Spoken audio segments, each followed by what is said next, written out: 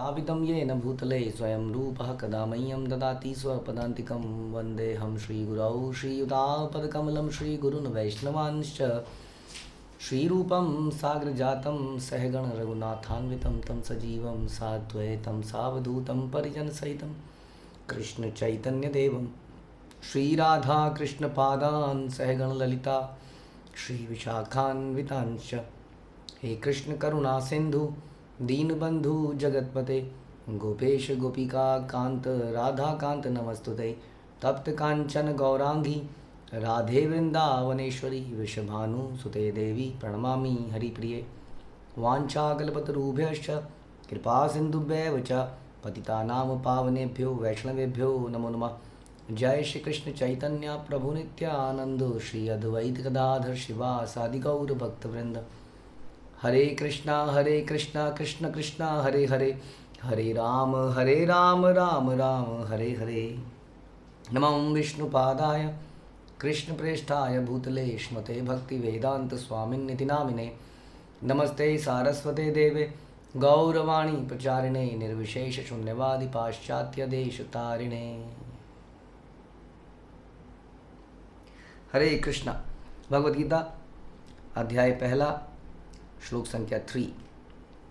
पश्येतां पाण्डुपुत्राणाम् आचार्य महतीं चमु व्यूढ़ां द्रुपदपुत्रेण तव शिष्येण धीमतः। हे आचार्य, पांडुपुत्रों की विशाल सेना को देखें जिसे आपके बुद्धिमान शिष्य द्रुपद ने के पुत्र ने इतने कौशल से व्यवस्थित किया है। तो इससे पिछले श्लोक में हमने देखा कि किस प्रकार से दुर्योधन, जिसको राजा कहा गया, वो अपने सेना के सेनापति अपने गुरु के पास गया, द्रोणाचार्य के पास गया। तो उसके जाने का विषय क्या था? हमने सुना था कि हम जब गुरु के पास जाते हैं तो हमें बड़े विनीत भाव से जाना चाहिए। हाँ, कायदे से तद विधि पणिपाते ने परिप्रश्न सेवे, हाँ, बड़े ही विनीत भाव से हम्बली हमें सर्व करना चाहिए। Then we don't have a right to ask questions, you know. ऐसा नहीं है कि एक शिष्य का राइट है जन्म से अधिकार कि वो प्रश्न पूछ सकता है और गुरु लायबल है प्रश्न का उत्तर देने के लिए। ऐसा कहीं होता होगा जहाँ पर हम पैसे देते हैं, tuitions and coachings and all those things. गुरु किसी पारितोषिक पर गुरु शिष्य रिलेशनशिप डिपेंड नहीं करती है। गुरु शिष्य इसलिए नहीं बनाता है कि उसको डोनेशन मिलेगी, कहीं पर कुछ फेवर मिलेगा। ये तो वो बहुत बड़ा एक तरह से कृपा करता है शिष्य के ऊपर, उसको स्वीकार करके। तो इसलिए हमें इस बात का ध्यान रखते हुए, सर्व करते हुए सरेंडर करना चाहिए। और सरेंडर करते हुए यदि गुरु हमें आज्ञा देते हैं तो हम प्रश्न पूछ सकते हैं वास्तव में। लेकिन यहाँ पर क्योंकि मंसूबे डिफरेंट थे, ट्रेनिंग गलत थी, सब कुछ ही गलत था दुर्योधन के मन के अंदर, तो दुर्योधन जाता है अपने गुरु के पास और गुरु को दिखाता है दुनिया। हमने तो सुना था कि गुरु दुनिया हमें दिखाते हैं अपनी नज़रों से। हम अक्सर सुनते हैं कि हमें अपनी नज़रों से ना सुन देख कर गुरु चक्षु, शास्त्र चक्षु लगाने चाहिए। यानी कि हमें हर वस्तु को गुरु की नज़र से देखना चाहिए, अपने लॉजिक से नहीं देखना चाहिए। हम जीवन को, हर चीज़ को अपने दिमाग, अपनी बुद्धि से देखना चाहते हैं। हाँ, हमें कोई ज़्यादा मतलब नहीं है कि गुरु का क्या विज़न है। थोड़े दिनों में कई बार हम इतने समझदार, इतने इंटेलिजेंट हो जाते हैं कि हम अपनी नज़र से ही देखने लगते हैं। हमें लगता है हम भी तो जानते हैं, आप ही थोड़ी जानते हैं। तो ऐसी नज़र में हम शास्त्र से ये सुनते हैं कि शिष्य को गुरु की नज़र से चीज़ों को देखना चाहिए, जो कि शास्त्रों की नज़र ही है। लेकिन क्योंकि हमें अभी शास्त्रों का इतना एक्सपीरियंस नहीं है, इवन इफ कि हम उसको पढ़ भी लें, इसलिए कहते हैं महाजन ये न पथा सगंधा। क्यों ये श्लोक बोला गया कि महाजनों के बताए हुए रास्ते पर चलना चाहिए। It is very important. देखिए, कई बार क्या होता है कि आप किसी पहाड़ी क्षेत्र में जाते हैं, घास लगी है जगह जगह पर, वहाँ पर एक पतली सी पगडंडी देखते हैं आप, ऐसे ऐसे पगडंडी जा रही। पगडंडी यदि आप चलेंगे तो बड़ा सेफ है, नहीं तो पता नहीं आपने इधर पैर रखा उधर घास में आप कहाँ खाई में कूद गए, गिर गए। ये रास्ता क्यों इंपॉर्टेंट है? क्योंकि यहाँ पर महाजन चलते रहते हैं तो क्या होता है, उस रास्ते की घास टूटती रहती है, पगडंडी बनी रहती है। जिस रास्ते पे कोई नहीं चलता है तो उस रास्ते पर घास आ जाती है, वो रास्ता ढक जाता है और हमें पता नहीं चलता कि मैं जाना कहाँ है। लेकिन महाजन जिस रास्ते पर चलते हैं, हाँ, वो एक तरह से वो रास्ता बनाते हुए चलते हैं।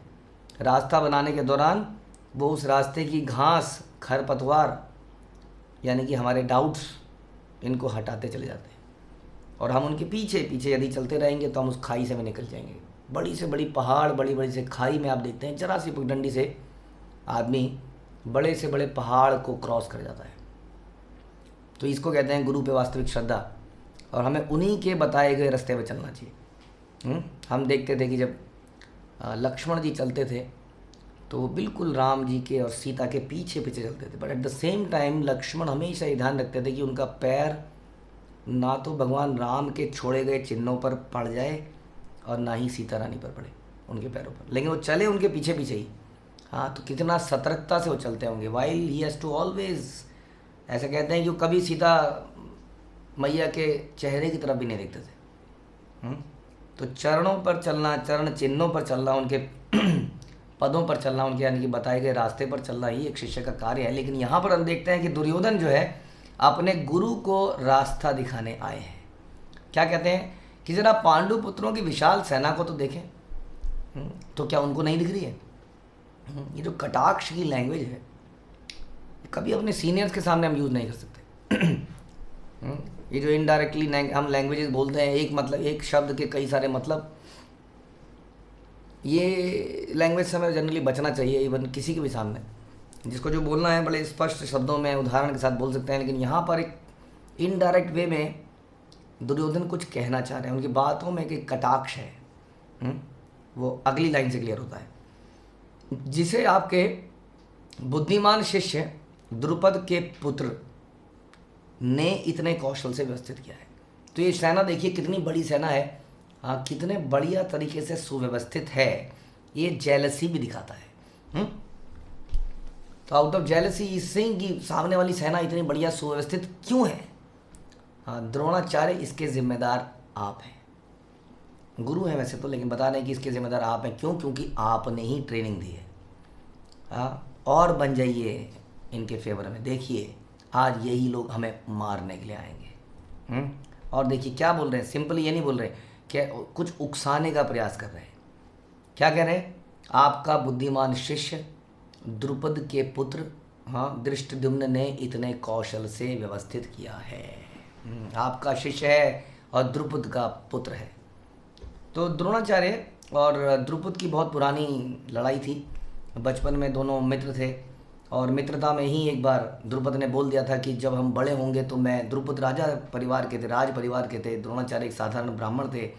तो द्रुपद ने ऐसा बोल दिया था कि जब मैं बड़ा होऊंगा तो मैं अपने देश का आधा राज्य तुम्हें दे दूंगा मेरे दोस्त। दोस्ती में बोल दिया, और दोस्त ने भी सुन लिया कि हाँ ठीक है ऐसा करेंगे। दोनों बड़े हुए, द्रुपद राजा बन गए। और द्रोणाचार्य एक दिन सच में वहाँ पहुँच गए। द्रुपद, आपने प्रॉमिस किया था कि आप आधा राज्य दे देंगे, मैं आ गया हूँ। मैंने क्या? उन्होंने ये बचपन की बातें हैं, दोस्ती में बोल दिया होगा, दिमाग तुम्हारा ठीक है, अपनी औकात को देखो, अपनी औकात देखिए फटीचर आदमी, निकल जाओ यहाँ से। हाँ, तो द्रोणाचार्य को बड़ा अंदर से आघात लगता है।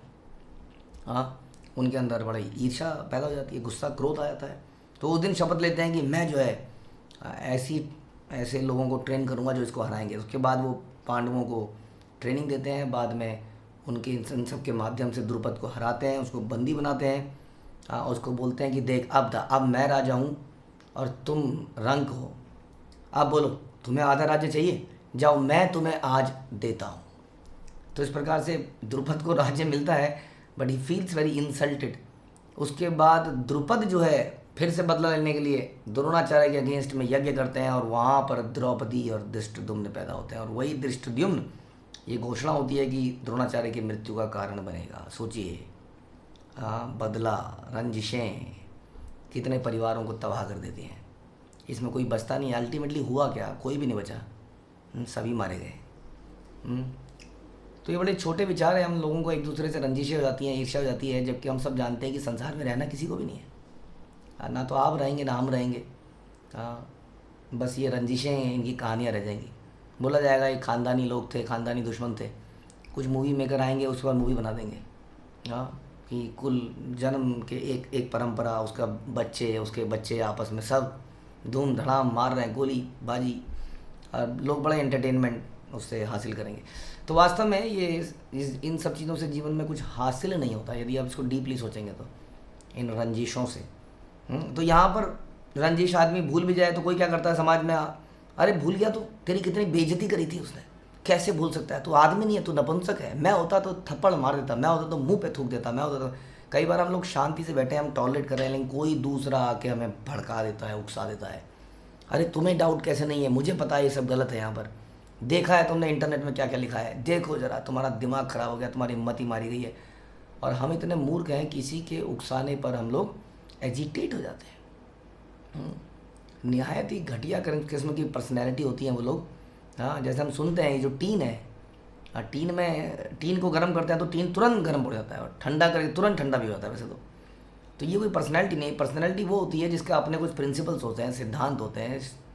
हाँ, कुछ शास्त्र चक्षु के अनुसार, जैसे हम चर्चा कर रहे थे, गुरु की नज़र से हम चीज़ों को देखते हैं। क्योंकि हमारे आँखों में इल्यूज़न है, हम जानते हैं। हमारा मन, हमारा बुद्धि कई सारी इच्छाओं से ग्रसित है, इसलिए उसके जो डिसीजंस होते हैं वो गलत हो जाते हैं। लेकिन गुरु जो है तीनों गुणों के ऊपर हैं, शास्त्र तीनों गुणों के ऊपर हैं। वो हमें जो निर्देश देते हैं वो हमें मानने चाहिए। जो हमें आज समझ में नहीं आते हैं, हम बाद में हमें समझ में आते हैं, लेकिन हम अपनी बुद्धि से हर चीज़ का अवलोकन करना चाहते हैं, और इस प्रोसेस में हम बहुत बड़ा लॉस उठा लेते हैं, जानते हैं आप। क्योंकि सबसे बुद्धिमान व्यक्ति वो है जो गुरु साधु शास्त्र से सुनता है और अपने जीवन में उतार लेता है। और उससे कम बुद्धिमान व्यक्ति है जो जीवन में एक्सपीरियंस करता है, तब सीखता है। क्या फ़ायदा। हाँ, जब चिड़िया चुग गई खेत, जब जीवन में इतने साल निकल गए, तब रियलाइज़ हुआ हाँ हमने बहुत गलत स्टेप ले लिया, बिकॉज ऑफ गूगल देवता। इधर उधर से इन्फॉर्मेशन लेकर हमने कुछ डिसीज़न ले लिए। देखिए हमारे पास जो गुरु परंपरा ने हमें दिया है उसमें कुछ भी छुपा नहीं है, सब कुछ एकदम ट्रांसपेरेंट है। यहाँ पर हमारे घर भी ट्रांसपेरेंट हो चुके हैं, यहाँ तक कि हमारे घर में अंदर आना बाहर जाना कुछ भी हिडन रहा ही नहीं है जीवन में। तो क्या किसी को क्यों डाउट हो जाता है। इसलिए कहते हैं संशय आत्मा विनश्यति। कई बार मैं आपको ये बताना चाह रहा हूँ कि दुर्योधन जैसे व्यक्ति हमारे जीवन में आएंगे और वो हमें इसी तरह उकसाएंगे। देखो तुम्हारे साथ क्या क्या किया गया, तुम्हें याद है, तुम्हें उस दिन तुमने कुछ पूछा, तुम्हें आंसर मिला, चुपचाप इसको माला जपते रहो, चुपचाप बैठे रहो। याद है, ऐसी ऐसी बातें याद दिलाई जाएंगी और उसको एजिटेट किया जाएगा। ये क्या कर रहे हैं, ये याद दिला रहे हैं कि याद करो, ये वही द्रुपद है, ये वही द्रुपद का बेटा है। हे द्रोणाचार्य, फिर भी आपने द्रुपद के बेटे को, देखिए द्रोणाचार्य की यहाँ पर एक बात माननी पड़ेगी कि इतनी सारी रंजिशें होने के बाद द्रोणाचार्य ने धृष्टद्युम्न को, जो उनकी मृत्यु का कारण बनेगा, युद्ध कौशल की शिक्षा दी। इसको कहते हैं ड्यूटी। ड्यूटी है, उसको तो पूरा करेंगे ही करेंगे, बाद में क्या होगा वो हरी इच्छा है। ऐसा उस ज़माने में लोगों के विचार थे। इसका मतलब लोगों का दिलेरी थी, लोगों का अंदर हृदय था। तो धृष्टद्युम्न जो उनके द्रुपद का बेटा था, उसी को द्रोणाचार्य ट्रेनिंग देते हैं युद्ध कौशल की, और वो कहते हैं आज उसी धृष्टद्युम्न ने ये विशाल सेना खड़ी करी है, देख लो तुम्हारी भलाई से क्या हुआ। अक्सर हम लोग कुछ अच्छा करेंगे तो लोग हमें उकसाएंगे, क्या मिला तुम्हें, देखो हो गई ना चोरी, हो गई ना घर में, क्या फ़ायदा हुआ बताओ, हुआ कोई फ़ायदा, देखो हो गई ना बीमारी, जब से तुमने ये माला शुरू करी है, देखो हो गए ना, तुम बीमार हो गए ना। लोग बहुत तरीके से, कई तरीके से हमें उकसाएंगे, हमें भड़काएंगे, लेकिन वो कमज़ोर हृदय, वो नपुंसक लोग, जिनका अपना कोई वजूद नहीं है, अपना कोई कैरेक्टर नहीं है, कोई प्रिंसिपल्स नहीं है, वो किसी के भड़काने पर भड़क जाएंगे और सब कुछ छोड़ देंगे, गुरु को त्याग कर देंगे, हर चीज़ का त्याग कर देंगे। तो हमें ऐसा नहीं बनना है। इस एपिसोड से खासतौर पर हमें समझना चाहिए। दुर्योधन जैसे लोग हमारे जीवन में आएंगे, लेकिन हम अपने प्रिंसिपल्स पर, अपने सिद्धांतों पर, अपने गुरु के वचनों पर, हम महाजनों के रास्ते पर, शास्त्रों के रास्ते पर अडिग रहेंगे, चाहे कितना भी बड़ा तूफान क्यों ना आ जाए। ऐसी हमें प्रतिज्ञा लेना चाहिए, तभी हम दुर्योधन जैसे लोगों से बच पाएंगे। हरे कृष्ण। श्रील प्रभुपाद की जय, भगवद गीता की जय।